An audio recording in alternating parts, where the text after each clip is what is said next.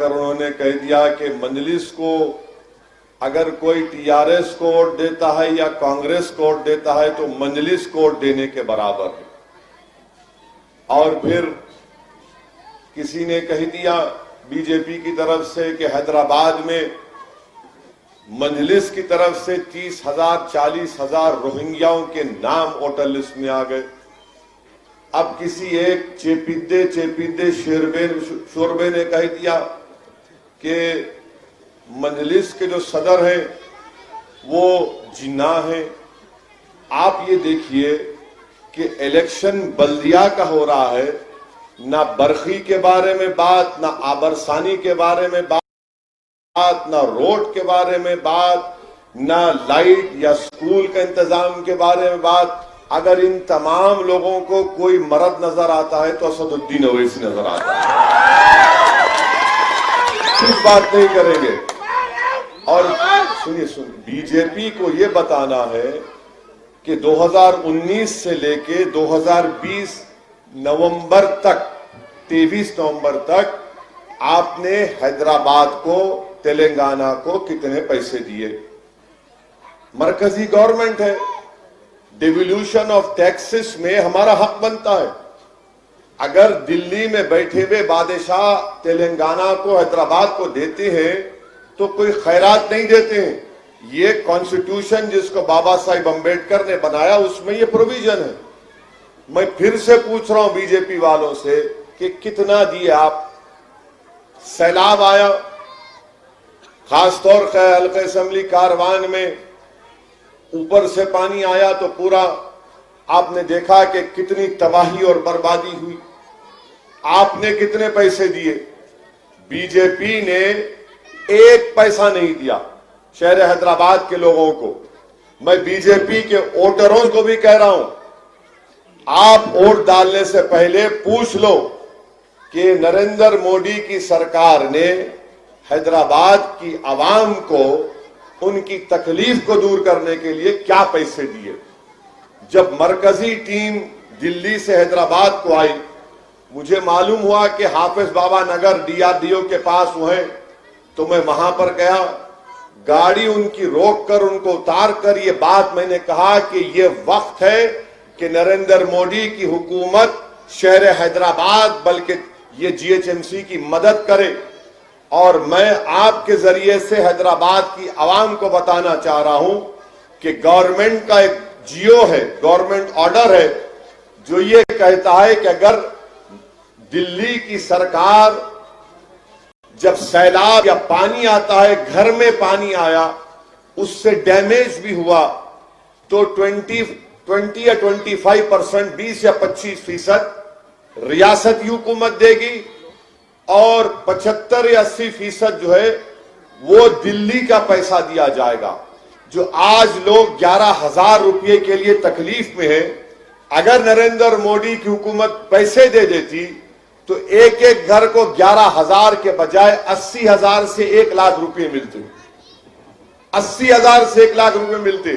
تو جہاں پیسوں کی بات آتی BJP کے سامنے انہوں جناح ہے. ارے بھائی پیسے دو, کیوں نہیں دیے؟ تو نہیں, روہنگیاؤں کے نام ووٹر لسٹ میں. ارے مدد کرو, تم آپ دلی میں بیٹھ کے آپ کرناٹکا کو دیے پیسے جہاں طوفان آیا, حیدرآباد کو کیوں نہیں دیے؟ نہیں, وہ لمبی شیروانی بڑا پریشان کرتا ہوں. ارے آپ کام نہیں کریں گے, پیسے نہیں دیں گے, مگر ووٹ ڈالنے کے لیے یہ تمام نفرت پیدا کرنا. اگر شہر حیدرآباد میں 40,000 نام ہیں روہنگیاؤں کے, تو میں BJP کے لیڈروں کو چیلنج کر رہا ہوں, 24 گھنٹے کا ٹائم دے رہا ہوں پیارے, مجھے تم 1,000 نام دکھا دو ووٹر لسٹ سے.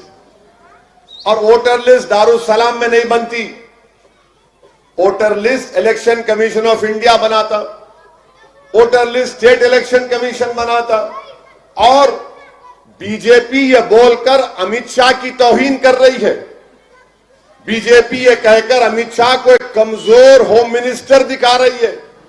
جب امت شاہ صاحب ہوم منسٹر ہیں اور ان کے ناک کے نیچے 40,000 لوگوں کے نام ووٹر لسٹ میں آ جا رہے, تو کیا آپ تاتھیا کر رہے تھے؟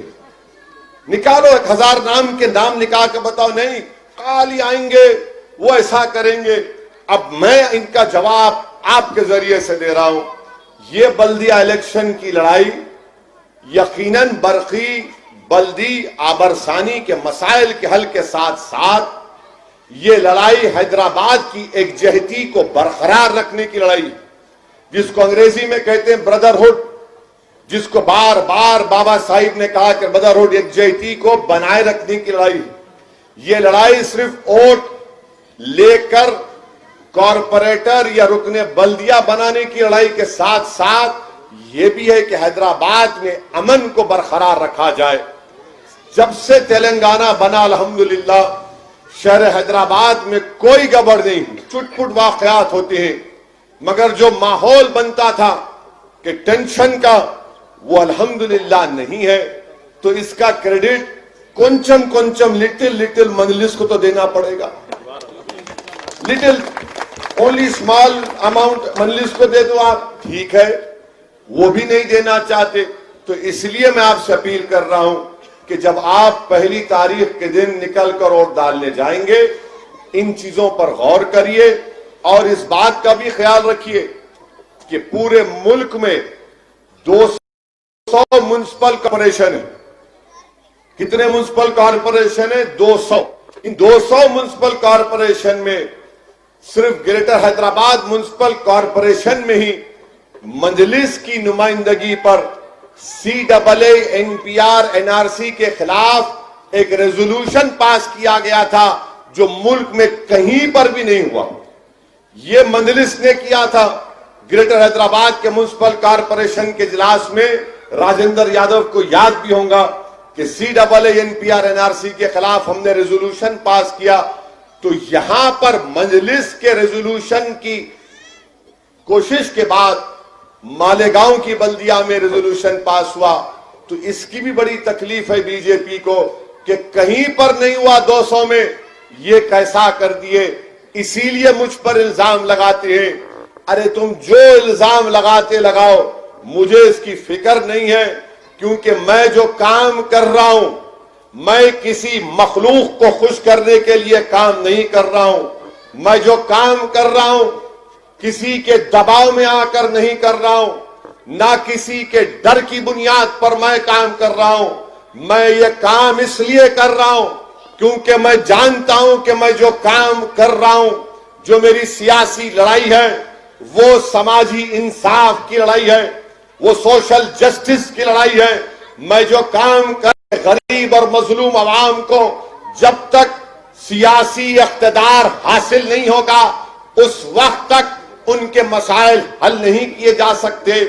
میں جو کام کر رہا ہوں جماعت کا پرچم اٹھا کر اس لیے کر رہا ہوں کیونکہ ملک کا بھارت کا سنویدھان مجھے اس بات کی اجازت دیتا ہے کہ میں جمہوریت میں حصہ لے کر ان مظلوموں کو، ان بے آوازوں کی آواز بنوں.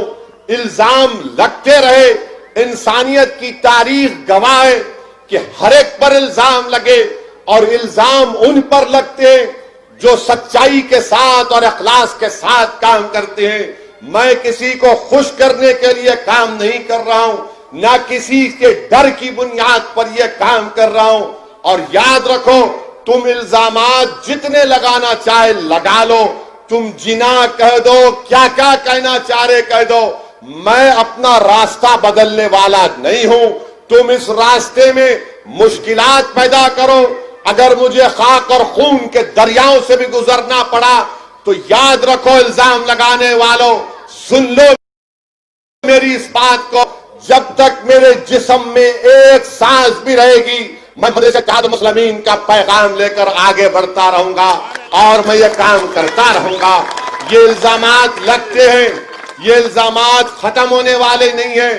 جب بڑے بڑے لوگوں کو نہیں چھوڑا گیا تو اسد الدین اویسی کس کھیت کی مولی ہے.